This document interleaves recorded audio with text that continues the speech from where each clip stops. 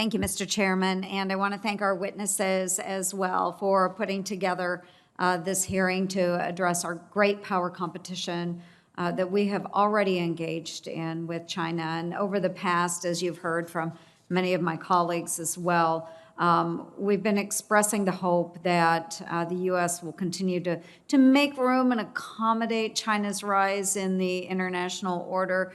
That, of course, as they do that, that their authoritarianism would smooth out and cooperation would increase. But unfortunately, folks, that is not what we have seen happen.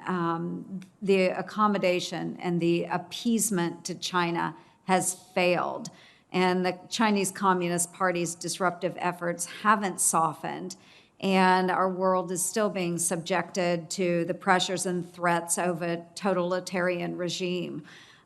Their approach to governing has changed very, very little, and the leeway that we've granted them has to change, and it has to change now.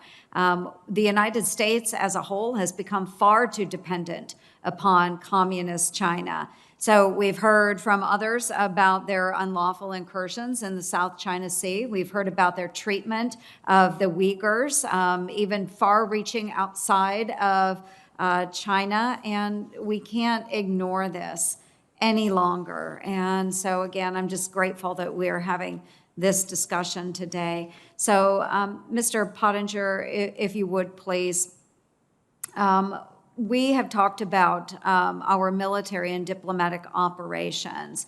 What countermeasures can we take through the military and diplomatic operations to create challenges for the Chinese approach and disrupt their activities in and out of the gray zone? Thank you, Senator.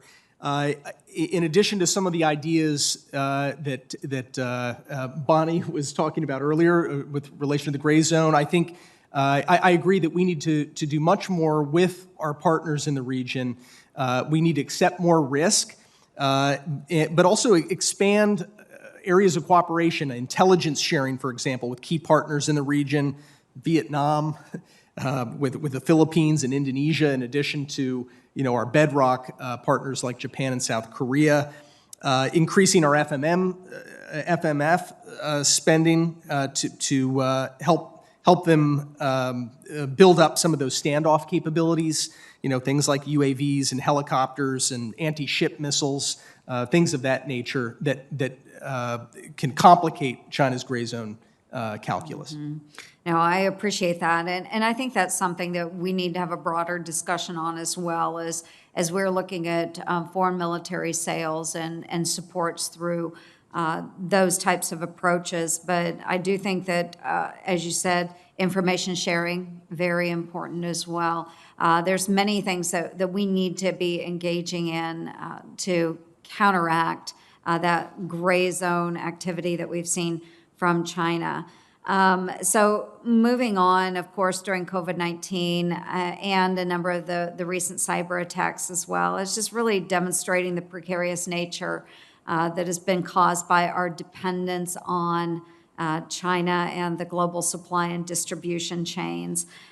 So what do you see as the most critical elements to protecting our domestic critical supply chains and ensuring we're able to meet our needs during that national security crisis or national security requirements in the event of a crisis? Senator, I think one good place to start is first to recognize that the tariffs that we put in place during the Trump administration on China have actually helped to diversify supply chains, not only for us, but for a lot of our partners. I talked to someone this morning who just returned from the region, visiting several countries, and on his travels, he learned that many countries in the region are shifting a lot of their manufacturing out of China because of political risk, because of, in part, the tariffs that we put in place, and expanding that footprint in ways that make the supply chain more resilient. So I think recognizing the salutary effect of those tariffs is an important place to start. I think we should expand our trade with other partners in the region through bilateral trade and investment agreements, not multilateral ones, which the American public rightly suspects don't serve their interest, as well as was promised, for example, when we brought China into the WTO. But if we do more major bilateral trade agreements with many of our partners out in the Indo-Pacific, we have the ability to enforce them better when they're bilateral and to have terms that make it worthwhile, since we are still their best market. Yeah, I appreciate that. And visiting with Southcom just recently and Admiral Fowler there, of course, we do see China in our own neighborhood here in the Western Hemisphere. So having those great alliances, those great trading partners, it can be very beneficial for everyone to push back upon a nefarious China. Thank you very much. Thank you. Thank you, Senator.